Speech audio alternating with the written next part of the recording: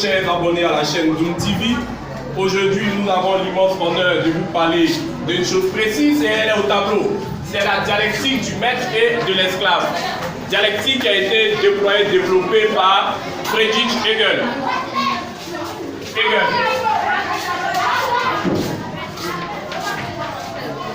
Hegel est un philosophe allemand qui est né en 1770 dans le sud du pays, c'est-à-dire à Stuttgart. Il est décédé en 1831 à Berlin d'une épidémie de choléra. Aujourd'hui, nous voulons comprendre la dialectique du maître et de l'esclave. Et en quoi consiste cette dialectique du maître et de l'esclave? Elle consiste tout simplement à dévoiler le but précis qui est la reconnaissance d'autrui par l'autre. Comment est-ce qu'on peut se faire reconnaître par autrui par l'autre? Comment est-ce qu'autrui peut nous reconnaître en tant qu'un homme? Pour gagner son humanité, il faut parcourir un chemin.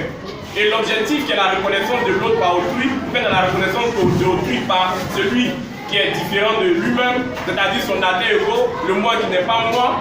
Il faut dire que autrui, lorsqu'on fait une définition étymologique, autrui est un mot français qui vient du latin, alter qui signifie l'autre. Donc je vais dire par là que autrui c'est le moi qui n'est pas moi, mon prochain, mon semblable. Mais aujourd'hui il s'agit de comprendre comment est-ce qu'on se fait reconnaître par l'autre, comment se faire reconnaître par autrui, comment se faire reconnaître par son semblable, comment se faire reconnaître par le moi qui n'est pas moi. Et la reconnaissance qui se fait par le moi qui n'est pas moi commence par une lutte. Et il s'agit de quelle lutte? C'est un combat. C'est un combat à mort. Et ici je peux mettre lutte à mort. Et la lutte à mort, vous voyez que la lutte à mort est la condition ici de la reconnaissance.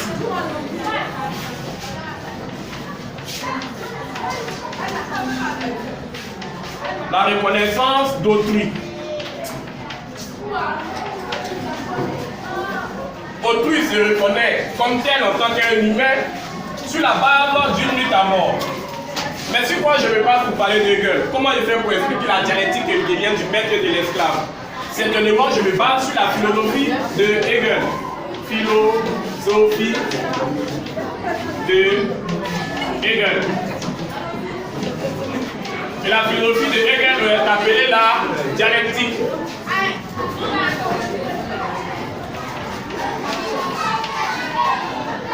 La dialectique. La dialectique, c'est un mot français. Et je vais m'essayer de dire la dialectique en allemand, qui signifie Aufbau. Vous allez faire vos commentaires, mais je fais un effort. Et la dialectique, c'est un mouvement qui se déplace dans une triplice. Dans les trois mouvements, on a la négation. Et je mets ces différents points là. Je mets négation. C'est une philosophie évolutive. Première étape, la négation. Deuxième étape, la conservation. Troisième étape, le dépassement.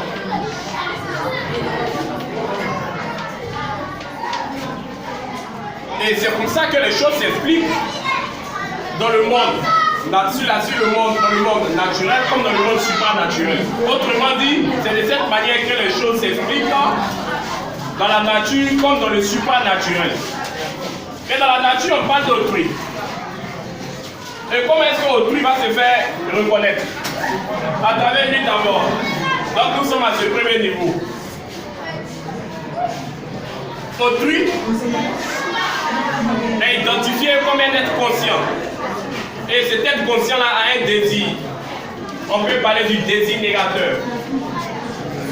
Je mets ici désir négateur.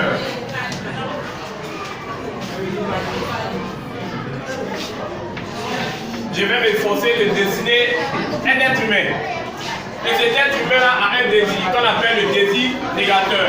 Mais son objectif, c'est de se faire reconnaître en tant qu'un homme.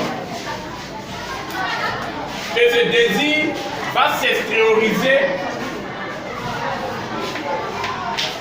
dans un rapport avec l'autre. Et l'autre, on a dit que c'est le moi qui n'est pas moi.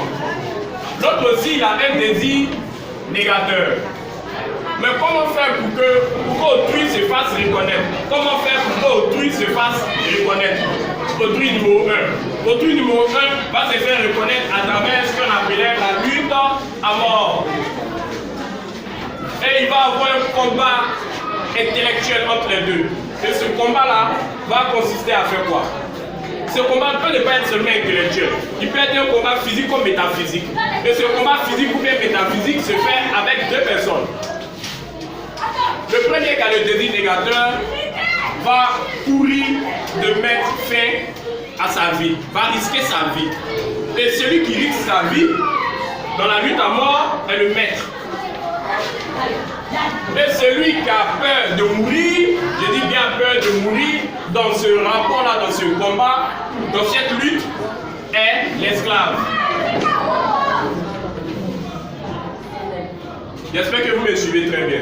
Donc la dialectique du maître et de l'esclave de Hegel est inspirée par Jean-Jacques Rousseau. Et Jean-Jacques Rousseau nous dit que l'homme à l'état de nature est humaniste. Avec Hegel, l'homme à l'état de nature est aussi humaniste.